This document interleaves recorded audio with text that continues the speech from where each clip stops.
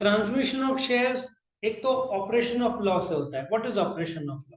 मैंने बताया था कि there were 7 shareholders, 7 owners. All the 7 owners died in an aeroplane crash. क्या कंपनी बंद होगी? नहीं, परपेचुअल सक्सेशन है। क्योंकि शेयर्स ऑटोमेटिकली, एक आदमी है तो शेयर्स उसके वाइफ के नाम पर ट्रांसफर होगा। इफ इज नॉट मैरिड तो माता पिता के नाम पर ट्रांसफर होगा। तो transmission of shares by law होता है।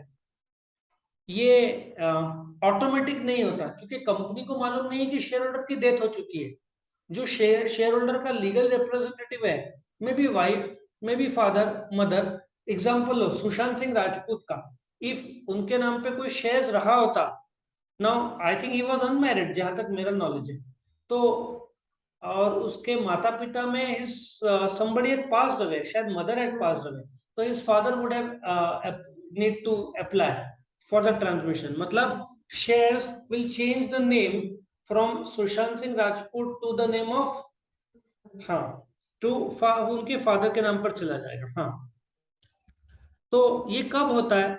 एक तो डेथ, या इंसॉल्वेंसी, कोई डूब चुका है, या इंसैनिटी, कोई पागल हो गया है। ये वॉलंटरी एक्शन से ज्यादा इनवॉलंटरी क्यों बोल रहे हैं? कि इनकेस कोई हादसा होता है उसके बाद ये ट्रांसफर होता है। लीगल हेयर, अब लीगल हेयर या ऑफिशियल रिसीवर तुमको प्रूव करना पड़ेगा। तुम ऐसे नहीं कर सकते कि भाई मिस्टर ए का उसके पिताजी या माताजी के नाम पर ऐसी कंपनी ट्रांसफर नहीं करेगी। तुमको कोर्ट से डेथ सर्टिफिकेट म्युनिसिपैलिटी से लाना पड़ेगा, लेटर ऑफ प्रोबेट कोर्ट से लाना पड़ेगा। ये सब प्रोसीजर करने के बाद ट्रांसफर होगा। ठीक है ना? एक अच्छी बात है कि कोई स्टैम्प ड्यूटी ऐसा जरूरत नहीं है। तुम अप्लाई करोगे कि mister so and so has died, this is the death certificate, this is the letter of probate, कि मैं वंशज हूँ या मैं उसका मैरिड, तो मैरिज सर्टिफिकेट लीगल लगेगा। ठीक है ना? तो वंस ही सबमिट्स दिस, ठीक है ना, डेथ में लीगल है, इंसैनिटी कोई पागल हो गया तो गार्डियन, इंसॉल्वेंसी तो कोर्ट का आदमी, ये लोग अप्लाई करेंगे टू द कंपनी कि शेयर्स हमारे नाम पे ट्रांसमिट कर दो, नॉट द ट्रांसफर। ट्रांसफर में तो तुम बेच रहे हो, ट्रांसमिशन में कोई सौदा नहीं हो रहा है, ट्रांसफर में सौदा होता है। यहाँ पे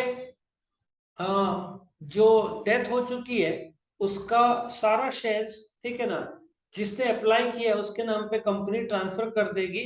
आफ्टर हैविंग प्रूव्ड, या प्रूफ हो जाता है कि एक्चुअल में डेथ हुई है, death certificate, letter of probate सब चेक करने के बाद नॉर्मली ट्रांसमिशन कंपनी रिफ्यूज नहीं कर सकती। नॉर्मली एक्सट्रीम सर्क्यूमस्टेंस में कंपनी को डाउट आया कि नकली है तो, वरना ट्रांसमिशन ऑफ शेयर्स को एग्जीक्यूट नहीं कर सकती कंपनी। ओके, सो ये शॉर्ट नोट में आएगा क्वेश्चन, बड़े क्वेश्चन के तौर पर नहीं आएगा।